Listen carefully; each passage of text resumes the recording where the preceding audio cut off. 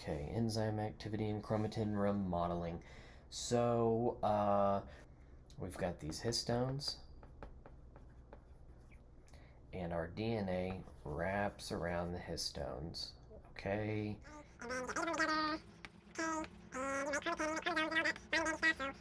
So if you don't know about that, this video is not for you. So we're talking though about, well, why is it that DNA wants to interact with histones in the first place? Okay. And my answer is just magnets. It's just like magnets.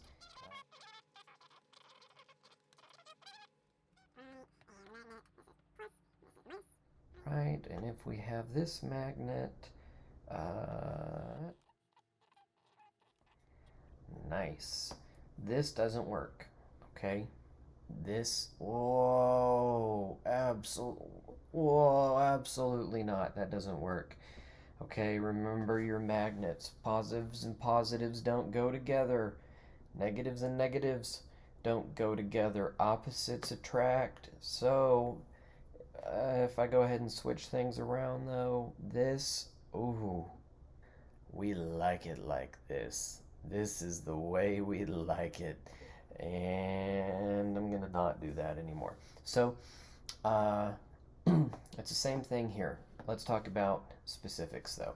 I have my fancy little histone. Look at that. I drew you a fancy little histone. Okay. This histone has a lysine on it. Positive charge. Okay. Our DNA, because of all of the phosphates hanging around on the backbone, it's going to have a negative charge. And what did we see when I did the creepy magnet thing just now?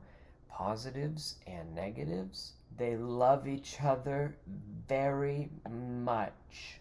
There's going to be this natural inclination for these two to want to get together. All right? We're not going to do anything creepy there. Okay? These two are just going to be attracted to each other. It's just natural. You cannot help it.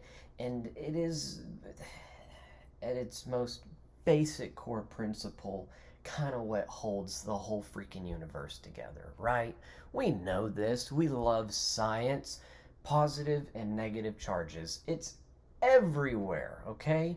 Almost every interaction that happens anywhere at the most fundamental level is about these positives and negatives wanting to get it on, okay? And so that's hey, that's chromatin.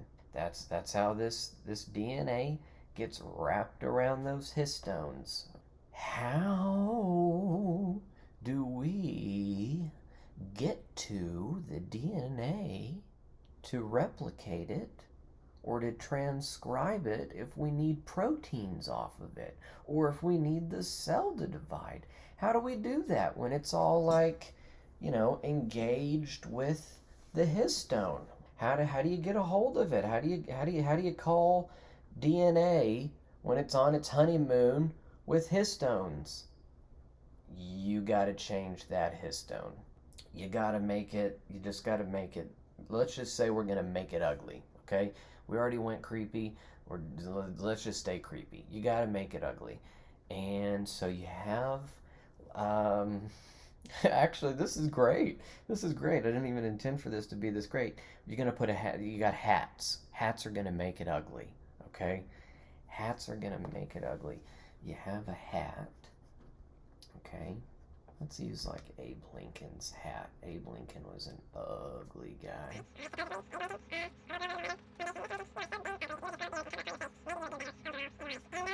You know, well, let's not. It's kind of sad what happened. Okay, so we have these hats, and what these hats do to make our histones ugly, so that DNA doesn't want to.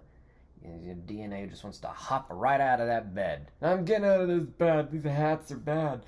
Hats sticks an acetyl group on this. So let's just do that. Let's stick an acetyl group on this guy here. Ha ha ha ha ha ha ha. The hat made the histone all ugly. And the thing that the DNA fell in love with, okay, the thing the DNA fell in love with is gone. It's not positively charged anymore. In DNA, he's still negative. You're never gonna change him. He's always gonna be negative. And so he hops right out of bed. Hey everybody, DNA no longer with that histone. It's available. Let's transcribe them, huh? Yeah, let's transcribe him. Let's replicate him. He's back on the market looking to get transcribed. But wait a second. We have another player in the game. All right, this is like a freaking soap opera. Okay. So things are getting a little weird there. So let's just remember why we're here, right? The histone and the DNA, they just had a natural attraction to each other. It couldn't be helped. Okay, the DNA has all these phosphates, so the DNA is negative, and the histone had a lysine. We all know what that means. We know that there's a major attraction there, and there was love.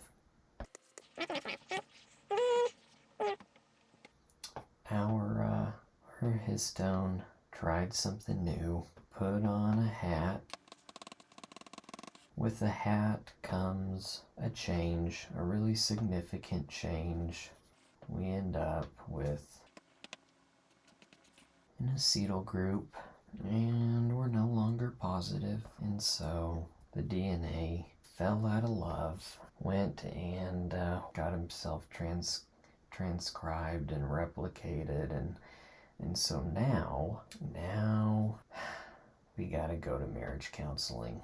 The histone divorce from affairs counselor, HDAC. And HDAC says, come on into my office. He says, I think I know what your problem is. We just gotta hold on. Okay, so you've got these issues. You've got these issues. Hey, I know what the deal is. Histone, you went and changed. Okay? You went and put on this funny hat. The hat was more important. And you ended up stealing this acetyl group off of an acetyl-CoA. The love was gone. You lost that loving feeling, you know? You lost that loving feeling. Oh, that loving feeling. HDAC's gonna bring back that loving feeling, 'cause it's gone, gone, gone. Oh. So HDAC says, okay, this is a simple surgical procedure that I'm somewhat qualified to perform. Okay, anyways, the positive and the negative, they're back. And that loving feeling is back. And this guy, the HDAC, the histone divorce affair counselor, has. And these two lovebirds can get back to what they do best, and that is shacking up in some chromatin. Alright, well, like sand through the hourglass, so the days of our lives.